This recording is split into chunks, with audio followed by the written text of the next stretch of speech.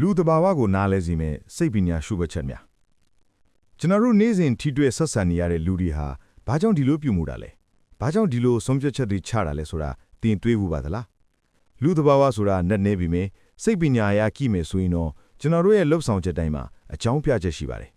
ဒီနေ့ဗီဒီယိုမှာတော့လူတဘာဝကိုပိုပြီးနားလည်သွားစီမဲ့စိတ်ပညာအနှစ်ချုပ်အချက်၃ချက်ကိုပြောပြပေးထားမှာပါခင်ဗျာပထမအချက်ကတော့ကျွန်တော်တို့ဟာထင်သလောက်ယုတ်တိမကျဘူးဆိုတာပါပဲစိတ်ပညာရှင်ဒန်နီယယ်ခါနမန်ရဲ့အဆိုအရလူအုံနောက်မှာစနစ်နှစ်ခုရှိပါတယ်စနစ်တစ်ခုကမြန်ဆန်တယ်စိတ်ခံစားချက်ကိုဦးစားပေးလေအလိုအလျောက်တုံ့ပြန်တတ်တယ်ဥပမာယုတ်တိရအပန်ကြာဟင်းလဲကြည့်တာမျိုးပါစနစ်နှစ်ခုကတော့နှေးခွေးတယ်စဉ်းစားချင်ရတယ်ဥပမာခက်ခဲတဲ့တင်ချပု္ပ္ပစာကိုတွက်တာမျိုးပေါ့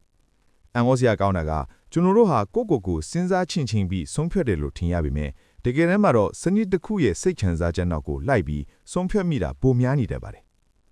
ဒုတိယအချက်ကတော့လူအများလုံးရင်မှန်တယ်လို့ထင်တတ်ခြင်းပါဒါကို social proof လို့ခေါ်ပါတယ်လူတွေဟာဘာလို့ရမလဲမသိကြတဲ့အခါဘေးပတ်ဝန်းကျင်ကလူတွေဘာလုပ်နေလဲဆိုတာကိုကြည့်ပြီးလိုက်လုပ်တတ်ကြပါတယ်ဥပမာဆိုင်နဲ့ဆိုင်ရှိတဲ့အထက်မှာလူအများကြီးတန်းစီနေတဲ့ဆိုင်ဟာပိုကောင်းတယ်လို့အလိုလိုသတ်မှတ်လိုက်တာမျိုးပေါ့ဒါဟာလူသဘာဝအရာအုပ်စုနဲ့နေထိုင်ပြီးဘေးကင်းအောင်ကြိုးစားတဲ့စိတ်ပညာတစ်မျိုးပဲဖြစ်ပါတယ်နောက်ဆုံးအချက်ကတော့စိတ်နဲ့စိတ်ထားကဘဝကိုပြောင်းလဲနိုင်တာပါလူသဘာဝအရာကျွန်တော်တို့ဟာအမားလုပ်မိရင်စိတ်တက်ကြတတ်ပါတယ်ဒါပေမဲ့ growth mindset ရှိတဲ့လူတွေကတော့အမားတွေကိုသင်ခန်းစာအဖြစ်မြင်ကြတယ်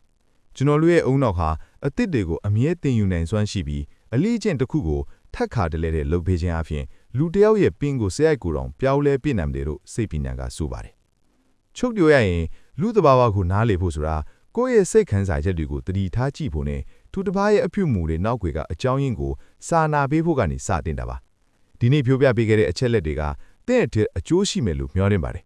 ဒီလိုစိတ်ပညာနဲ့ဘ ഹു တုတဖြစ်ဖွယ်ရာအကြောင်းအရာတွေကိုဆက်ပြီးသိချင်နေဆိုရင်တော့ကျွန်တော်ရဲ့ channel လေးကို subscribe လုပ်ထားဖို့မမေ့ပါနဲ့ဦးနောက်ထပ်ဗီဒီယိုမှာပြန်တွေ့ကြမယ်အားလုံးပဲပျော်ရွှင်စရာနေ့လေးဖြစ်ပါစေခင်ဗျာ